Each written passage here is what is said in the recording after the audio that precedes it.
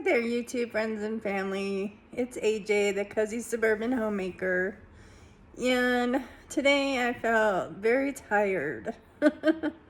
So normally I have a ton of energy and I'm constantly doing stuff throughout the house and taking care of our home and our gardens and our animals and cooking and canning and all the things, all the stuff it takes to run a house. But today I didn't feel like myself. A big part of it is I have my whole mouth is cold sores inside of them that's very sore and painful. And I took some acetaminophen for that. That did help some, but it's still very sore. And I just really just wanted to sleep today. I don't know if I'm getting sick or what's going on. Because today I took a 3-hour nap today, and I'm not a napper at all. But I took a 3-hour nap, and then later on I actually took another like 30-40 minute nap. So I think I might be coming down with something, especially because the sores in my mouth. Yeah, it hurts pretty bad. Yeah, yesterday, it was hurting yesterday, and I actually had ice cream, and I haven't had ice cream in like 3 months, but I had ice cream yesterday, and that really soothed it, but I can't eat ice cream all the time. But it did feel really good on my mouth. I did have some yogurt today, and that helped, but like I can't have anything spicy or too crunchy, and so I don't know what's going on, but if it keeps up, I'll go to the doctor and get it checked out. But I try to avoid doctors. I'm not a big fan of going to doctors because they always seem to want to put you on a new medication, and I take enough medication as it is. I don't want to be on anything else. So anyway, how are you all doing tonight? Yeah, I guess I can share some more about my mental health struggles early on. I wasn't sure if I was going to do that tonight or not because it upsets me when I think about the past and stuff because things are a lot different now than they were when all of this other stuff went on with my mental illness. But I think where I had left off was after when Greg and I we had our daughter Lily, and so yeah, we were married. We got married in 2001, and we had a beautiful ceremony, and it was really difficult at the start of our marriage. We got into a lot of fights, some physical, and it got pretty bad. And yeah, I remember once I threw some fried chicken at him, KFC at him. I don't know what he said, but I threw some Kentucky Fried Chicken at him, and it hit the wall. Some mashed potatoes hit the wall. So yeah, it was kind of volatile early on in our marriage, and I was taking medication. It wasn't working for me. Medication wasn't working for me. I probably wasn't taking it at the same time every night, or for whatever reason, the medication wasn't working for me. And then, like I mentioned before, when I had my period, I got really crazy. It was a really tough time, and at that time, I had this was early in our marriage. I started cutting on myself. I don't do that now. I haven't done it in years, but yeah, I would get into these really bad just like rages, and the rages were at myself. I would just have so much hate towards myself, and just it was such an intense rage and hatred inside me for myself, and I would cut myself, and that would like release the pain, the intense feeling, the rage, the intense. It was such an intense emotion, and it was awful. It was awful. I can't even believe I did that. I didn't even feel it when I did it. It just, and I mean, I needed stitches, and that was why I had I got those tattoos on my arms. The other one I didn't never cut on, but this one here, that one there, I had cut a lot on. I had and I just would do it pretty quickly. Anyway, I don't want to talk all about that. So, if you need some help, please go to your local emergency room. Don't do anything like I did. It was foolish, and I regret it. I totally regret that I did that. I did that. I wasn't well, and it was a really difficult time. I'm babbling.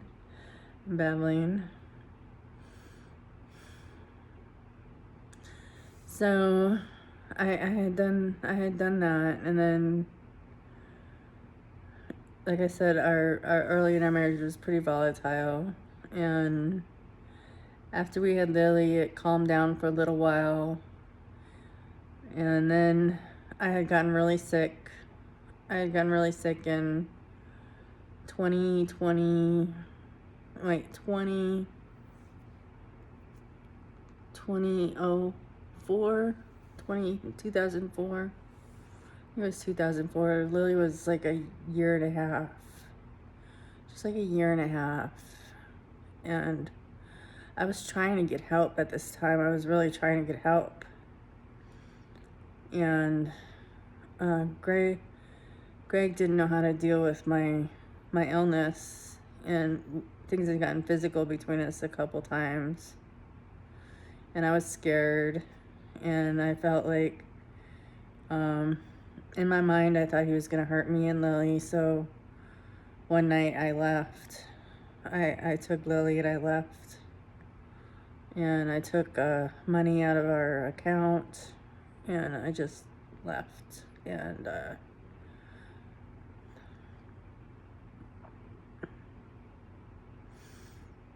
it was a really bad time. I really don't like talking about this time. It's probably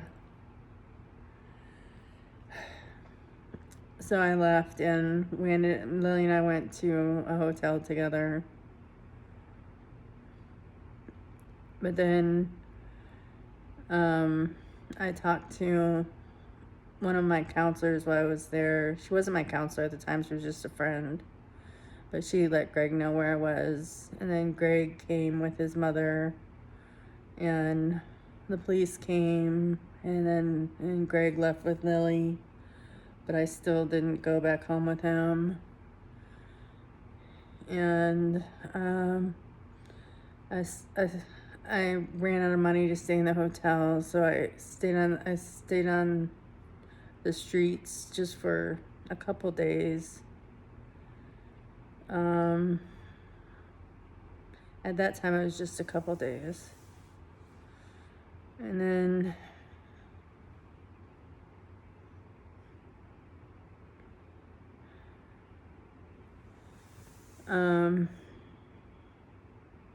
I had gone to, I was really sick. I was like really sick. I had gone to this convenience store, and there was a guy that had just gotten out of jail, and I gave him some money to help him out, and he asked if I could give him a ride to a park. So I drove him to this park, and he actually got me a CD. He got me he was meeting his friends at the park, and he came back with a CD of a singer I had liked. That was Kenny Chesney. And he had got me a Kenny Chesney CD, so that was really nice of him to do that. But, well, and he left. He left with his friends. Everything was cool with that. I mean, everything was fine. He wasn't a weirdo. He was just trying to start his life over. And while we were there, I was there by myself. I was at the park. I was just sitting there, and I had my dog with me.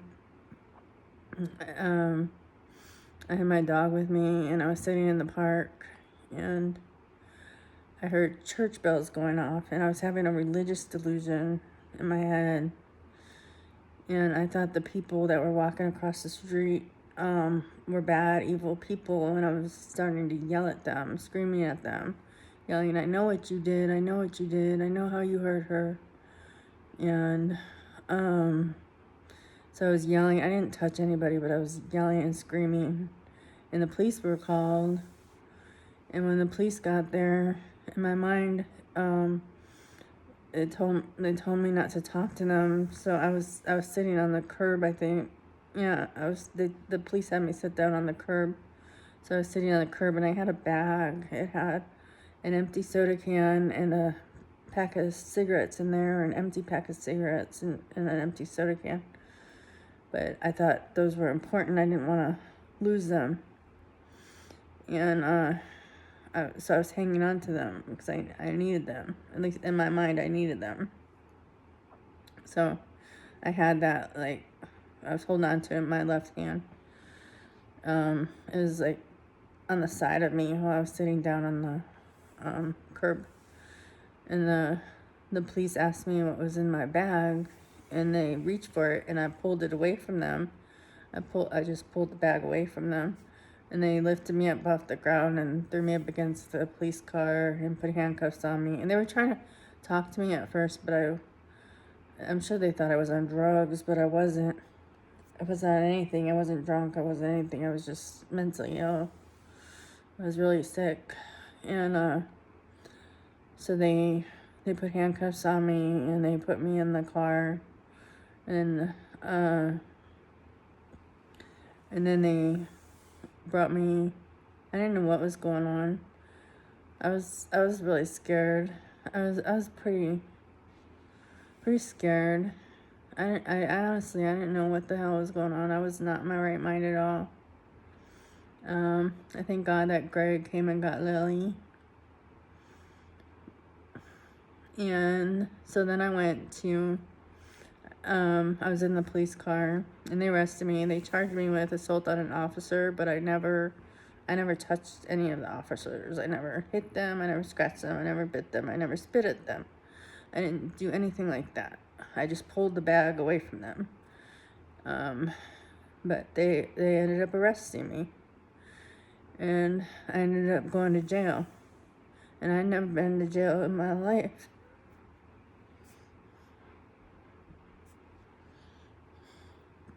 Anyway, I had never been to jail in my life. And it was really scary because I was in a psychosis. I was in a psychosis, and I was in jail, and I wasn't getting medication.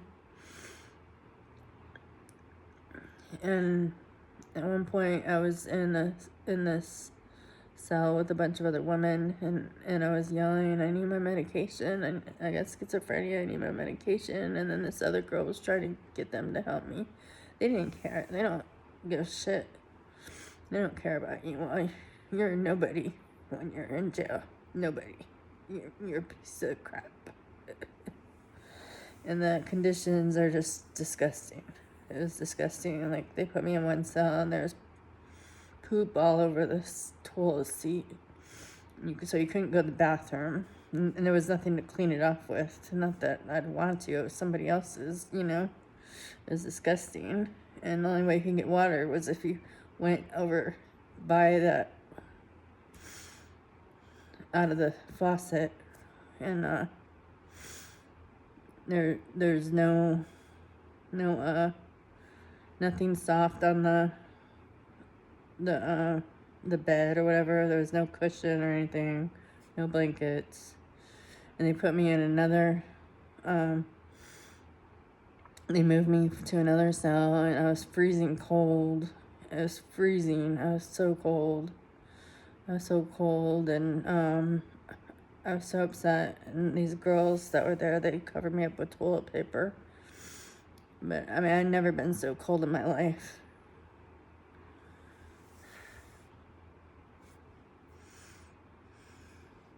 You know, it was awful. It was awful. So don't go to jail. Seriously. But I was there for 2 weeks. I was actually there on my daughter's 2nd birthday. And that was really difficult, extremely difficult. There was one time I was in the cell there and I was singing praise songs. I thought it would be like the walls of Jericho would fall down. I thought the building would, I thought the jail would come. I wasn't in my right mind. I thought, anyway, I was singing praise songs thinking that would help me to get out of there. It did help me, I'm sure, but it didn't crash the walls down around me so I can get out of there. But so that was probably another religious delusion I was having while I was there. And there was a nice man that worked there. I'm assuming he was a detention officer, and he brought me a book when I was there. There was nothing to do in your cells or anything, and he brought me a book, so that made me happy. But yeah, it's just an awful place. So anyway, I'm gonna stop there, and I'll go more into what happened after I got out of jail in the next video. So have a beautiful night, and it's all good now. I'm in a house. I have my daughter. I have my husband. Same husband I was married to then. Same daughter I had then. And we're still together. We made it through that really difficult time in our lives. And I take my medication regularly. And yeah, life is good, and I trust in Jesus, and he helps me every day, and praise God I got through that difficult time. It's the past. It's over with. It's done. And I'm here now. Other than my sore mouth, I'm doing well. So God bless you, and have a beautiful night, and I'll talk to you again soon. Good night.